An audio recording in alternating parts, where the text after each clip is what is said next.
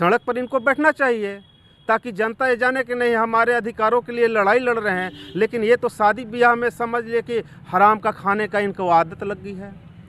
हमारे विधायक जी के बारे में मैं बस यही इतना कहना चाहता हूँ कि उन्होंने इलेक्शन सिर्फ जीता है घूमने फिरने के लिए, सैर सपाटे के लिए, अपनी ऐश मौज के लिए। मैं खुलेआम आपके चैनल के माध्यम से बताना चाहता हूँ कि उनमें विधायक वाले कोई गुण नहीं है। आपको कभी नहीं दिखेगा। छेदी पासवान, माननीय छेदी पासवान पूर्वा से आते हैं और पूर्वा से वापस चले जाते हैं। उसके अलावा दिल्ली में कभी तुगलक रोड पे जाइए तो आराम परस्ती करते हुए पाए जाते हैं। कभी लोगों के बीच आपने देखा उन्हें कि लोगों के बीच जा रहे हैं? घर पे भी जाइए तो नंबर लगा के मिलना पड़ता है।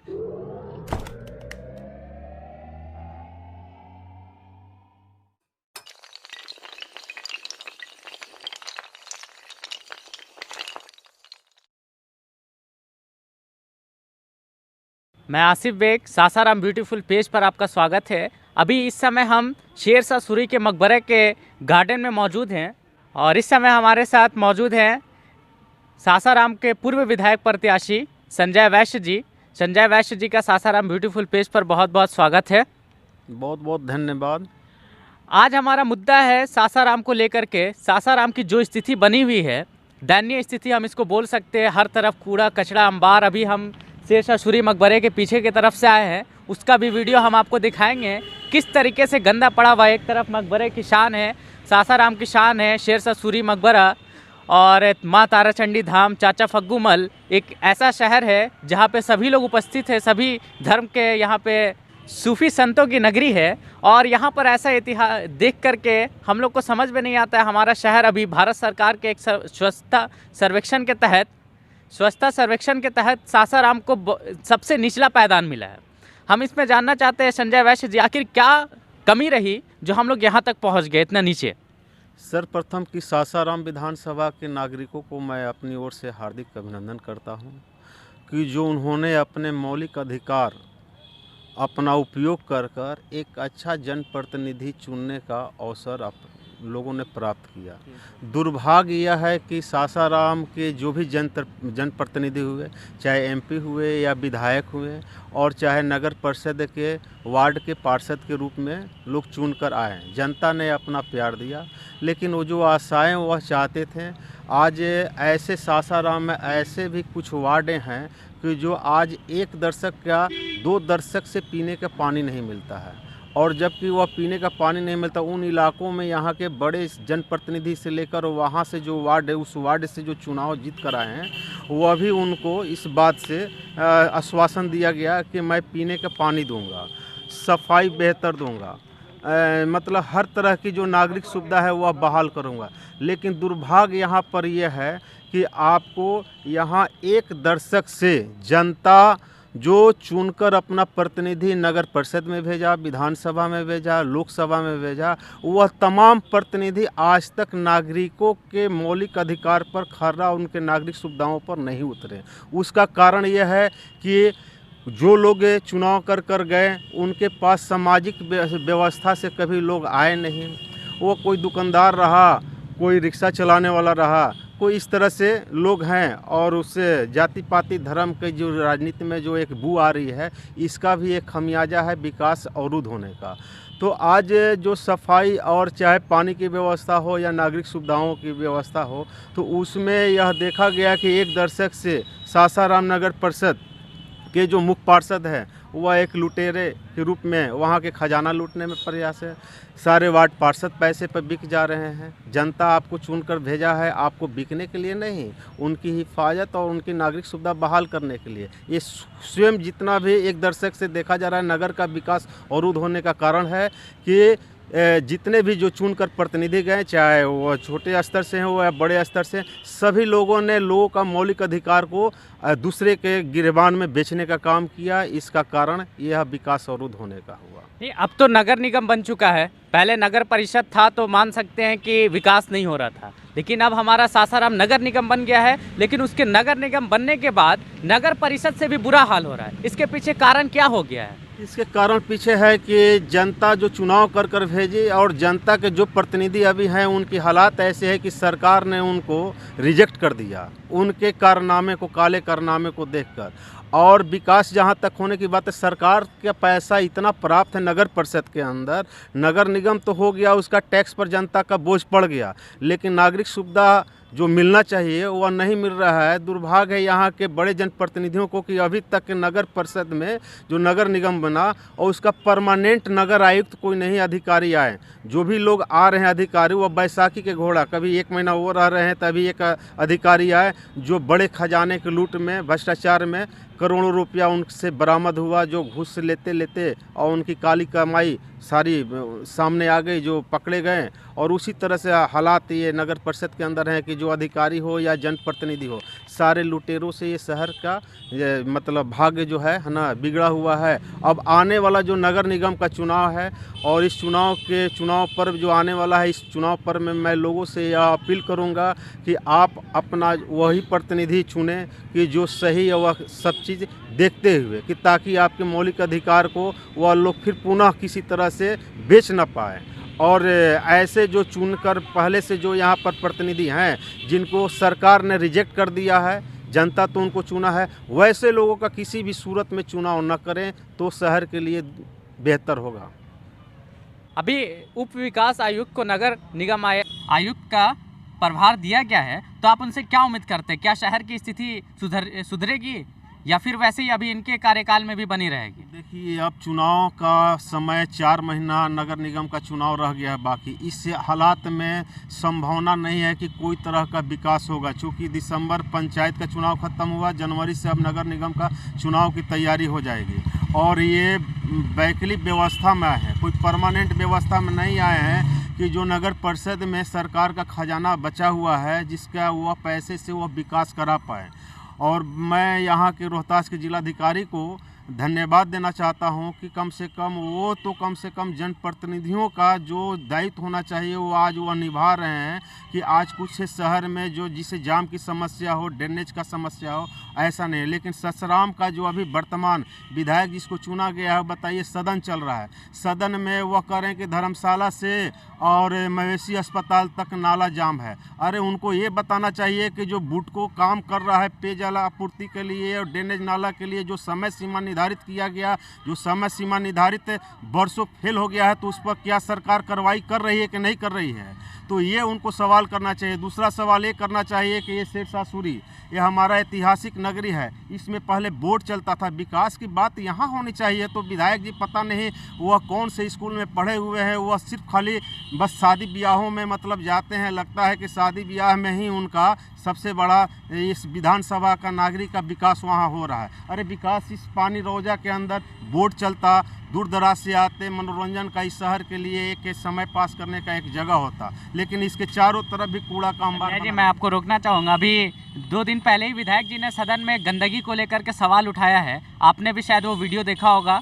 सदन में स्पीकर महोदय से वो अपील कर रहे थे कि ज़्यादा ध्यान दिया जाए, आप उस पर क्या बोलना चाहते हैं? दुर्भाग्य है कि वो नगर निगम का आयुक्त जो गिरफ्तार हो गए है ना, और राजेश गुप्ता वो थे, राजेश गुप्ता ये थे, लेकिन जल जमाव पूरा शहर में जब लगा हुआ था तो ये राजेश गुप्ता वर्तमान विधायक दिखाई नहीं दिए। जब जमीन सूख गया तो अधिकारी को बुलाकर जनता को सिर्फ लॉलीपॉप दिखाना काम करते थे। तो गंदगी तो उससे पहले भी थी, ये क्यों नहीं? अभी भी गंदगी देखने को मिलती है। कल हमारे पास जो चलाया जा रहा है हमारे द्वारा अभियान मेक माई सिटी ब्यूटीफुल हम लोग चला रहे हैं, जिसके तहत हम लोग शहर की तमाम तस्वीर को आला अधिकारियों के सामने रख रहे हैं, जिसके तहत शहर को साफ़ सफाई रखने में अधिकारियों को ज़्यादा मदद मिल सके। तो आप क्या कहना चाहेंगे? हमें कल एक तस्वीर आई थी बौलिया रोड की, वहाँ पे अभी भी जल जमाव की समस्या लगातार बनी हुई है। इनको अपने मौलिक अधिकार का वर्तमान विधायक राजेश गुप्ता को ज्ञान नहीं है कि मेरा मौलिक अधिकार क्या है। और दुर्भाग्य यह है कि यह विपक्ष सरकार में तो है नहीं सर, विपक्ष का काम है। इनको तो राजनीति करने का एक अवसर मिला था जनता को कि यहाँ पर एमपी भी सरकार का, विधान परिषद भी सरकार का, यहाँ राज्यसभा भी सरकार का। तो इन लोग के खिलाफ जो शहर की समस्या हो, जल जमाव हो, पेयजल आपूर्ति हो, गंदगी हो, ये सड़क पर क्यों नहीं बैठते हैं? इस सड़क पर इनको बैठना चाहिए ताकि जनता ये जाने कि नहीं हमारे अधिकारों के लिए लड़ाई लड़ रहे हैं। लेकिन ये तो शादी ब्याह में समझ लिए कि हराम का खाने का इनको आदत लग गई है। हम ये बोल सकते हैं कि यहाँ अभी तक ऐसा कोई भी नेता नहीं होगा, चुनाव जीतने के लिए वो गली गली जाता है, मैंने सभी को देखा और सभी पब्लिक भी देखी है, लेकिन उसके बाद जीतने के बाद कोई ऐसा नेता नहीं होगा जो रोड पर उतर करके लोगों के आवाज़ को सुने और उनके परेशानियों को सुने। देखिए, जनता तो उन लोगों को चुना, लेकिन मैं शहर की जितनी भी समस्या हो, जल जमाव से लेकर हो, सफाई से संबंधित हो, विधि व्यवस्था से संबंधित हो, सड़क जाम से समस्या हो या यहाँ की विकास के बारे में हो, हमने तो अपना फर्ज पूरा करने का काम किया है। लेकिन ये फर्ज काश सारे लोग जो चाहे नगर परिषद से चुन कर गए हो, कभी उन लोगों को देखे हैं किसी तरह का कभी अनशन किया हो, किसी तरह का धरना दिया हो, या विधायक या चाहे एमपी। आप एमपी विधायक को कभी भी किसी मोहल्ला में महीना में भी घूमते हुए देखा गया है? लेकिन एक और बात के लिए मैं आपको रोकना चाहूँगा। मैंने आपको भी देखा था, आप राजेश कुमार गुप्ता जी का पिछले साल विधानसभा चुनाव में लगातार प्रचार कर रहे थे, और उसके बाद फिर वो नहीं दिखते हैं। आप प्रचार करके उनके लिए वोट मांगे और फिर वो नहीं दिखते हैं, उस पर सवाल खड़ा होता है। तो इस पर हम भी सवाल आपसे कर सकते हैं। जी, आपका सवाल बहुत बढ़िया है, चूँकि मैं उस समाज से बिलोंग करता हूँ और समाज के लोगों ने उनके नामांकन में हमको आमंत्रित किया गया था। मैंने अपने समाज के नाते मैंने अपना फर्ज पूरा किया कि उनके नामांकन में गया, और नामांकन में जाने के बाद सोशल मीडिया का ज़माना है, प्रेस के लोग ज़माना है कि भाई भाजपा वाले राजद के नेता नामांकन में कैसे आ गए। तो हम एक समाज के हैसियत से उनके नामांकन में गया था। उस नामांकन के बाद आप दिखा दीजिए कि कहीं उनके साथ प्रचार किया हो। मैं तो बोलता था कि ये भाई आप लोग ये मतलब चारा चोर से सावधान रहिएगा, चारा चोर मतलब पार्टियों से सावधान रहिएगा। बिहार को बचाना है तो लालू को हराना है और मोदी जी की सरकार को, एनडीए को लाना है। तो ऐसा मेरा विचार था। लेकिन यहाँ पर सासाराम विधानसभा में जो विधानसभा का जो सही चुनाव प्रतिनिधि का नहीं होने के चलते मैं तमाम पार्टी से बगावत किया कि यहाँ पर जो लंबे अरसे से जो काम करते आ रहे हैं, आप ऐसे लोगों का चुनाव सरकार कर दी कि जो बैस और बनिया और आम जनों को कोई किसी तरह का संस्कार संस्कृति उनके अंदर, डॉक्टर अशोक कुमार के अंदर नहीं था। मैंने उनका विरोध किया। हमारा पार्टी में विरोध करने के चलते हमको निष्कासन किया गया। मुझे उसका परवाह नहीं है, क्योंकि नागरिकों के बीच हमको रहना। आप किसी भी पद दीजिएगा, कोई भी दायित्व दीजिएगा, तो मैं जनता के बीच जाऊंगा, और जनता का मौलिक अधिकार का जहां हनन होगा वहां संजय बैस खड़ा रहेगा। आपने देखा है कि चाहे हमारे वार्ड में 40 वार्ड में पेयजल आपूर्ति का काम हो रहा है, हमारे यहाँ 95% मैंने खड़ा होकर काम करवाया।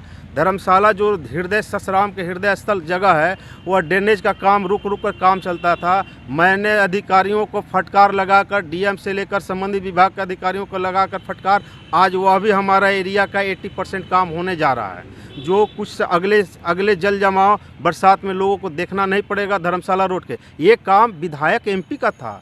हम ऐदना कार्यकर्ता और एक मतलब सामाजिक कार्यकर्ता की इतनी हैसियत नहीं है कि उतने बड़े अधिकारियों से लड़ना जूझना। लेकिन मेरी संस्कृति में है कि जनता के बीच रहना है। जनता प्यार देती है, जिससे आप जिसे लोग प्यार देते हैं, आप लोग अपने स्टेज पर बुला लेते हैं, मेरे लिए खुशनसीबी होता है। लेकिन उन लोगों को पेट में दर्द होता है, बड़े नेताओं को पेट में दर्द होता है। ये बात आप मान। हमारा अगला सवाल है आपसे। लगातार अभी आप पूरे शहर का हाल देख रहे होंगे। लगातार रात में अगर आप जीटी रोड पे निकल जाते हैं, या फिर शेरशाह सूरी मकबरे में हम खड़े हैं, रात का आप कभी आकर के यहाँ का दृश्य देखिए, बिल्कुल अंधेरा दिखाई देता है। उसके बाद आप उस तरफ जाएंगे, मैं चाहूँगा कि उधर कैमरा दिखाया जाए और उसका हम वीडियो भी आपको दिखाएंगे। उस साइड जिधर मेरा इशारा जा रहा है हाथ का, उसके पीछे आप मकबरे के पीछे जाएंगे तो पूरा कूड़ा कचरा भरा हुआ है। क्या ये धरोहर के आसपास ऐसा होना चाहिए? देखिए, सबसे बड़ा चीज़ है कि यहाँ के बड़े से लेकर छोटे जनप्रतिनिधि आंख के अंधे हो गए हैं। चूँकि सरकार पैसा देती है, सरकार सारी योजनाएं दे रही है। अगर उनको अपने मौलिक अधिकार और सामाजिक व्यवस्था का ज्ञान होता तो ये हमारा शहर ये चारों तरफ प्रकाशमय होता। आज ये प्रकाशमय न होने का कारण है कि आप खुद को देखिए ना जी, कि एमपी साहब का घर है ओवरब्रिज, वहाँ गोलचनी का ओवरब्रिज और ये तकिया का ओवरब्रिज, दोनों ब्रिज जब अंधेरा है तो ये तो ऐतिहासिक धरोहर है जहाँ एमपी और विधायक और एमएलसी लोग रहते हैं। आज एक दशक से वहाँ अंधेरा है, तो शहर के गलियाँ तो होना अंधेरा ये लाजमी बात है। तो आने वाला जो नगर निगम का चुनाव होगा, निश्चित हमारे वार्ड की जनता इस बार हमको चुनकर भेजेगी, तो मैं वार्ड के साथ साथ इन नगर की तमाम समस्याओं को बात रखूँगा, और निश्चित आने वाले दिनों में मैं जब तक जिंदा रहूंगा और वहां पहुंचने के बाद, उस सदन में, नगर निगम के सदन में पहुंचने के बाद, निश्चित तौर पर आपको प्रकाशमय दिलाने का, प्रकाशमय इस एरिया को होने के लिए मैं वादा करता हूं कि इसको जरूर प्रकाश से इसमें वोट लगवाऊंगा। शहर की बहुत सी जो समस्या है तो उसकी हम बात को रखूंगा और वहां से अभी अंधेरे का फ़ायदा उठा करके कुछ दिन पहले सुनने में आया था गांधी नीम से लेकर मदार दरवाज़ा के बीच में लूटपाट भी होने लगा था। इसके लिए आखिर अगर कोई बड़ा घटना हो जाती है तो इसके लिए जिम्मेदार कौन होगा आखिर? जिम्मेदार तो चूंकि ये नगर प्रशासन का मामला है, नगर प्रशासन को चाहिए कि कम से कम रात्रि गश्ती जो है पैदल गश्ती शुरू कर दे। और ऐसा हम 1-2 दिन पेपर में देखे थे कि रात्रि गश्ती शुरू किया जाए, लेकिन धर्मशाला से लेकर और पूरे मदार दरवाज़ा तक और मदार दरवाज़ा से लेकर आपको बस्ती मोड़ तक और उधर सागर मोड़ तक कम से कम पेट्रोलिंग का गाड़ियाँ वहाँ रनिंग करते रहे और पैदल कम से कम फोर्स की व्यवस्था हो रात्रि में, कि ताकि ये मौसम भी अब ओस वाला आ रहा है इसमें, जिससे कोई बड़ी घटना ना घटे और कोई इसके अपराधियों का शिकार ना बने। ये तो बहुत ज्वलंत समस्या है, इसका ये नगर प्रशासन का मामला है। कई राज्यों में दिन और रात दोनों सफाई का काम होता है, क्या सासाराम में ऐसा कभी देखने को मिलेगा? जी, ये नगर निगम आयुक्त जो राजेश गुप्ता जी जो अभी भ्रष्टाचार में जो गिरफ्तार हो गए, उनसे मैंने मिलकर यह मांग को रखा था। उन्होंने वादा किया था कि हम एनजीओ को बहाल कर 2 शिफ्ट में यह सफाई कराना सुनिश्चित मैं आपको रोकना चाहूँगा। आज रविवार का दिन है और आपको बता दें कि सासाराम में रविवार के दिन कहीं सफाई नहीं होता है। एक दिन रविवार के दिन नहीं होता है तो हम दिन और रात करने वाली जो बात है उस पर कहीं ना कहीं हम सोच में पड़ जाते हैं। अगर हमें आगे निकलना हो तो ये तो करना पड़ेगा। आखिर ये नगर निगम किस तरीके से करेगी? देखिए, संडे एक छुट्टी का दिन मतलब सरकारी व्यवस्था में है, जिसके चलते संडे को कोई काम सरकारी कार्य नहीं होते हैं। लेकिन एनजीओ जो है तो वो तो एनजीओ 300 दिन का काम करने का प्राइवेट संस्था है, वह काम करा सकती है। यहाँ पर एनजीओ बहाल नगर निगम के द्वारा कर चूँकि नगर निगम का टैक्स ले रहा है और नगर निगम का टैक्स ले रहा है तो कम से कम सफाई दोनों शिफ्ट में, चाहे व्यावसायिक इलाका हो या चाहे वार्ड की गलियों हो, तो सुबह में सफाई कर ले और रात में सफाई कर ले, ताकि उसको सफाई करने में भी आसानी हो जाए। गाड़ी ट्रैक्टर गली गली में भी निकल जाएंगे और आ जाएंगे, चले जाएंगे। ये काम नगर निगम का है। निश्चित तौर पर डीएम साहब उस पर संज्ञान इसको लेना चाहिए, है ना, कि चूँकि शहर ये मुख्यालय है, ऐतिहासिक सूफी संतों की नगरी है और यह काम होना चाहिए निश्चित तौर पर। लेकिन मैं आग्रह जरूर करूंगा कि जो नगर परिषद में पूर्व में जो जनता जो चुन कर भेजा है उसको किसी भी सूरत में आने वाला नगर निगम के चुनाव में उन्हें न भेजे तो ये शहर के लिए बेहतर होगा। और अगर वो ऐसे लोगों को चुनाव करते हैं तो निश्चित विकास में अवरुद्ध होगा, हम लोग को भी एक काम करने में व्यवधान होगा। चूँकि अच्छे मिजाज के लोग आए, सामाजिक व्यवस्था से आए तो वह ज़्यादा अच्छा होगा। संजय वैश्य जी, आपका बहुमूल्य समय देने के लिए बहुत बहुत धन्यवाद। साथ मौजूद हैं काशिफ कमाल जी, जो कि शहर के मशहूर आरटीआई कार्यकर्ता हैं और हमेशा शहर की जो भी प्रॉब्लम होती है, समस्याएं होती है, उनको फैक्ट के साथ शहर के बीच में लाते हैं। नीति आयोग की जो रिपोर्ट है मल्टी डायमेंशनल पॉवर्टी इंडेक्स की, जिसमें रोहतास जिले को 3रा नंबर दिया गया है, जिसमें बिहार में 5 ऐसे ज़िले हैं जो कि अमीर हैं, उसमें से रोहतास ज़िले का भी नाम है। तो आखिर इस अमीर शहर होने के बाद, अमीर ज़िला होने के बाद भी रोहतास में कोई भी काम नहीं होता है, आगे नहीं बढ़ता है, ऐसा क्यों हो रहा है? देखिए आसिफ साहब, सबसे पहले तो मैं आपका तहे दिल से शुक्रिया अदा करना चाहूँगा कि आपने अपने पेज पे हमें आमंत्रित किया। और रही बात आपके प्रश्न की, जो multi dimensional poverty index NITI Aayog के द्वारा जारी किया गया है, तो ये भारत सरकार की अपनी संस्था है जो कि प्लानिंग कमीशन को हटा के लाई गई थी मोदी सरकार के आने के बाद। और इस रिपोर्ट को दरकिनार नहीं किया जा सकता है। इस रिपोर्ट में लिखी A to Z चीज़ें बिल्कुल सही होती हैं। और मैं आपको बताता चलूँ कि 3रे नहीं बल्कि हमारा रोहतास जो है बिहार के अमीर ज़िलों में 2रे नंबर पे है। चूँकि पटना एक स्टेट कैपिटल है, आपको डिस्ट्रिक्ट हेडक्वार्टर कैपिटल होने के नाते यहाँ सबसे ज़्यादा रेवेन्यू जनरेट होता है। लेकिन सिर्फ रेवेन्यू पे अगर हम बात करें तो रेवेन्यू हम देते हैं, लेकिन चूँकि मैं तो एक आरटीआई कार्यकर्ता हूँ, मैं कोई पॉलिटिकल एनालिस्ट तो हूँ नहीं। लेकिन जब आप काम के वजूद पे जाएंगे तो आप देखेंगे कि हमारे यहाँ किसी तरह का कोई प्रोजेक्ट नहीं है, हमारे यहाँ इंडस्ट्रीज़ नहीं है, हमारे यहाँ मल्टी हब पार्क नहीं है, आईटी पार्क्स नहीं है, फूड प्रोसेसिंग पार्क नहीं है। इस तरह की तमाम चीज़ें हमारे शहर में मौजूद नहीं हैं। वो कहाँ बनेंगी? दरभंगा बनेंगी, मुजफ्फरपुर बनेंगी, जहाँ की पॉलिटिकल लीडर मजबूत हैं। हमारे यहाँ सिर्फ लोग पॉलिटिक्स करने के लिए इलेक्शन जीतते आए हैं, ना कि शहर का विकास करने के लिए। अभी कुछ ही देर पहले संजय वैश्य जी ने आपके समक्ष सारी बातें रखी हैं, तो मुझे इस पर ज़्यादा कुछ बोलने की ज़रूरत नहीं है। बस मैं ये कहना चाहूँगा कि रेवेन्यू अगर हमारे यहाँ से जनरेट हो रहा है तो हम अपने हक को लेने के लिए तत्पर रहेंगे। और इसीलिए मैं हमेशा आरटीआई के माध्यम से सूचनाओं को निकाल के लाता रहता हूँ, ताकि शहर के लोग जानें कि आखिर हकीकत क्या है, क्योंकि पेपर का लिखा हुआ झुटलाया नहीं जा सकता। आप अपनी बयानबाजी से चीज़ों को बदल सकते हैं, लेकिन पेपर पे लिखी हुई चीज़ों को नहीं बदल सकते हैं। तो पॉवर्टी इंडेक्स ने भी आप ये बात साबित कर दी है कि हमारा रोहतास एक पोटेंशियल वाला ज़िला है और ये हमेशा पोटेंशियल वाला ही बना रहेगा। जबकि अभी आप देखेंगे कि हमारे पास ना तो डालमिया की इंडस्ट्रीज चल रही हैं, हमारे पत्थर उद्योग बंद हैं, उसके बाद हमारे लोगों का पोटेंशियल इतना है काम करने का कि हम पटना के बाद सबसे अमीर ज़िले में। बाकी 5 ज़िलों को हटा दिया जाए तो बाकी आपके जो 33 ज़िले हैं वो गरीबी रेखा के नीचे के भी पायदान पे जो है एग्जिस्ट करते हैं। फिर भी यहाँ विकास नहीं होता, इसका मुद्दा आखिर कारण क्या है इसके अच्छा पीछे? सवाल किया आपने, विकास नहीं होता। विकास नहीं होने के पीछे एक सबसे अहम वजह रही है कि यहाँ के जनप्रतिनिधियों का ध्यान सिर्फ अपनी सत्ता, अपनी कुर्सी को बचाने के ऊपर रहा है। कभी लोगों के बीच वो नहीं गए। जैसा कि आप देखते हैं, इलेक्शन जीतेंगे तो हाथ जोड़ कर आके आपको कहेंगे कि साहब आप हमें वोट दे दें, हम अगले 5 साल आपके लिए ये बनाएंगे। लेकिन हमें पूछना होगा कि आप जो है अगले 5 साल का क्या ब्लूप्रिंट तैयार करके लाए हैं, क्या अपना मैनिफेस्टो आप तैयार करके लाए हैं, जनता के लिए आपने क्या क्या प्लानिंग्स की हैं। जब तक हम सवाल नहीं पूछेंगे तब तक वो रिस्पॉन्सिबल नहीं बनेंगे। वो तो जानते हैं कि हम हाथ जोड़कर वोट ले लेंगे, और लोग हमारे, आप जानते हैं कि हमारे इंडिया में भावनात्मक किस्म के लोग रहते हैं। हमेशा हाथ जोड़ के पगड़ी खोल के अगर आगे रख देते हैं तो लोग वोट दे देते हैं। उसके बाद 5 साल शहर का क्या होता है वो किसी को नहीं मालूम होता है। संजय वैश, कासिफ कमाल, आमिर हैदर जैसे लोग जो हैं हमारे यहाँ शहर में लग के काम करते हैं। अभी आपको सबसे अच्छा मैं इसका एग्जांपल देता चलूँ, आप देखिएगा कि रेलवे दिन प्रतिदिन सारे ट्रेनों की हर जगह से स्टॉपेज रेवेन्यू के बेसिस पे ख़त्म करती जा रही है, लेकिन सासाराम जंक्शन का रेवेन्यू आए दिन बढ़ता चला जा रहा है। तो सारा स्टॉपेज जो पिछली 5-6 गाड़ियों का हुआ, चाहे जलियांवाला बाग अमृतसर एक्सप्रेस हो, अभी हावड़ा लाल कुआं हुआ, तो ये सामाजिक कार्यकर्ता मेरे जैसे, कुंडल सिंह जैसे, संजय वैश जैसे लोगों की वजह से ये पॉसिबल हो पाया है। हम लोग रेलवे बोर्ड जाते हैं, हम लोग अधिकारियों से मिलते हैं। कुंडल सिंह हमारा भाई अधिकारियों से दिल्ली में रह के मिलता है, उन जैसे लोगों की वजह से हुआ है। मैं आपको बताता चलूँ कि 3 दिन पहले तक हमारे माननीय सांसद को भी ये खबर नहीं थी कि लाल कुआं का स्टॉपेज यहाँ होने जा रहा है। लेकिन माननीय सांसद तो बोला कि ये हमारी वजह से हुआ, उन्होंने एक तो आप ट्वीट भी उनसे किया साक्ष्य था। मांगिए। अगर वो इस तरह की बात करें, ट्वीट कर रहे हैं, तो आप उनसे साक्ष्य मांगिए कि आपके पास इसके रिगार्डिंग पेपर है, प्रोसेसिंग पेपर है, तो आपको पता चल जाएगा कि ज़मीनी हकीकत क्या रही है। और हम लोग अभी आप देख रहे हैं कि आप भी यहीं पे मौजूद हैं, हम भी यहाँ शेरशाह के रोजे पे मौजूद हैं। आपको नहीं लगता कि बिहार से सिर्फ 3 ही स्ट्रक्चर, एक नालंदा यूनिवर्सिटी है, एक, क्या हमारा शेरशाह का मकबरा वो पोटेंशियल नहीं रखता कि यूनेस्को के हेरिटेज में ये शामिल हो सके?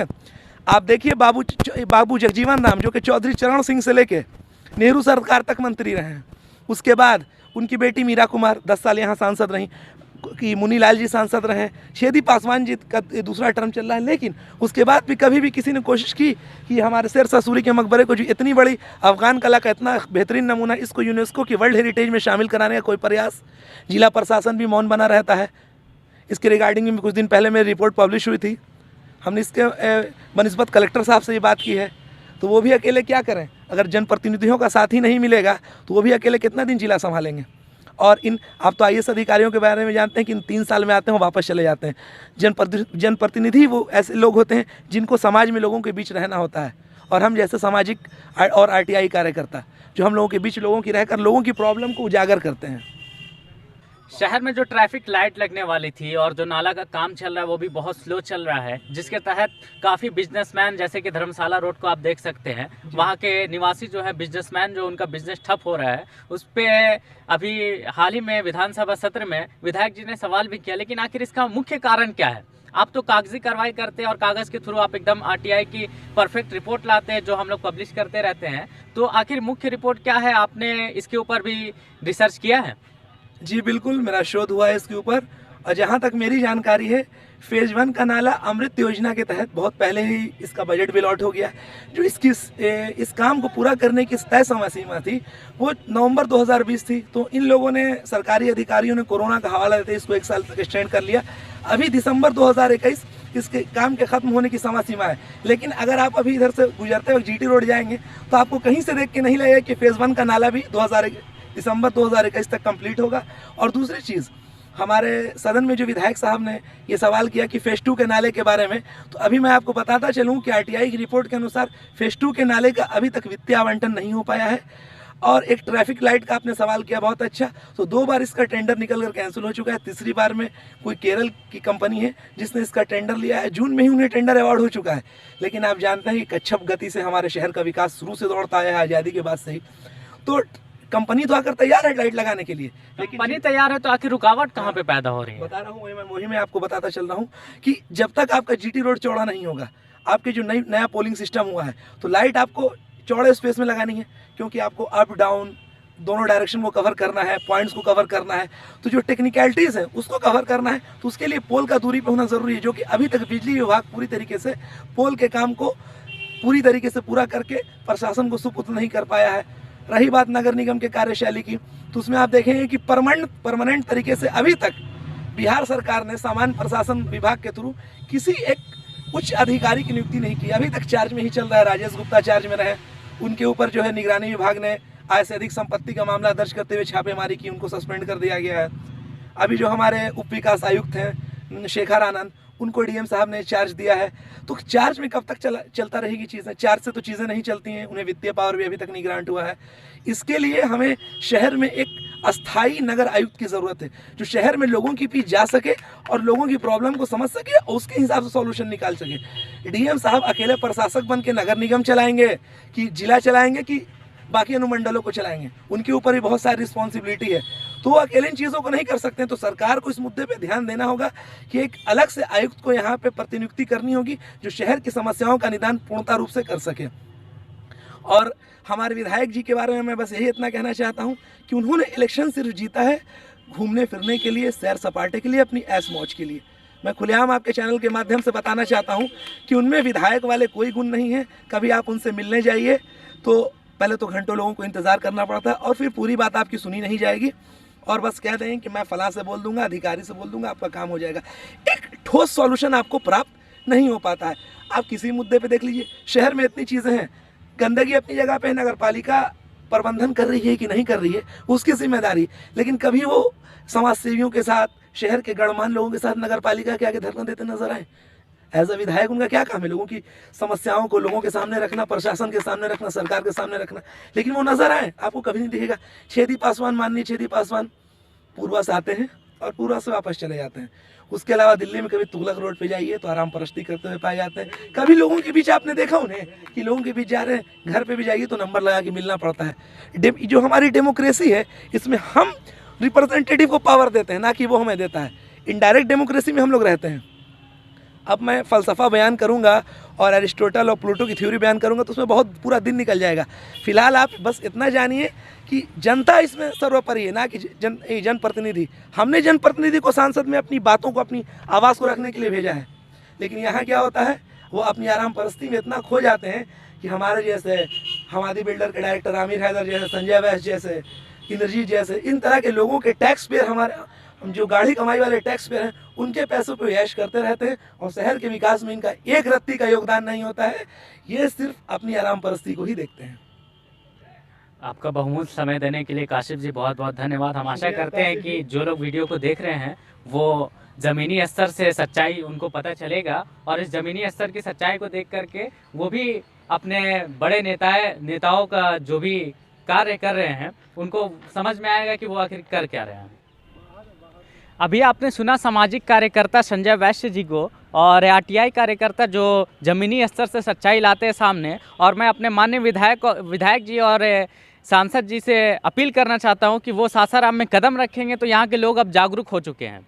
यहाँ के लोग अब काम पूछेंगे। अगर आप आते हैं सासाराम में तो आपका विज़न क्या है, आप किस तरीके से सासाराम को आगे ले जाएंगे और क्या क्या कुछ आने वाले दिनों में तब्दीली देखने को मिलेगी। क्योंकि हम लोग बहुत अरसों से आस लगा के बैठे हैं और लोग जो है तो चुप थे, लेकिन अब जो है जनता भी जागरूक हो चुकी है और सामाजिक कार्यकर्ता जो ज़मीनी स्तर से लगातार लगे रहते हैं और काम कराते रहते हैं वो भी ये जागरूक हो गए, जो कि शहर की स्थिति बहुत दयनीय हो चुकी है, जिसके आप भारत सरकार के द्वारा कराए गए स्वच्छता सर्वेक्षण के तहत निचले पायदान पर आना ये काफ़ी दुखद है। और हम आशा करते हैं कि अगर आप लोग आएंगे सासाराम में तो आपसे जनता पूछेगी और आप अपने विज़न को लेकर के आएंगे। सासाराम में कदम रखने से पहले आप आएँ तो विज़न अपनी बताएं, हम लोग सवाल करेंगे, जनता आपसे सवाल करेगी कि आखिर क्या विज़न है आपका शहर को लेकर के, किस तरीके से आप शहर को आगे ले जाना है।